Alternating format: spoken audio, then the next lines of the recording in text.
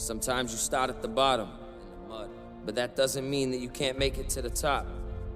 I started with nothing but a dream, but it takes dedication, ambition, hard work to make your dreams come true. So I want you to ask yourself, are you challenging yourself? Are you? Like, nah, for real. Are you overcoming your fears?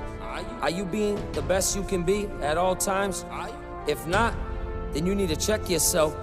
Wasting your time watching other people succeed, scrolling down Facebook just wishing. Well, wishing ain't enough. If you want this, you gotta work until your back burns. And when it burns, keep working. And when that wave comes over the rail and breaks you down to your knees, get back up. I don't care if you're soaking wet. That doesn't matter. Remember, you were born wet. You were born for this. You don't quit. You can't quit.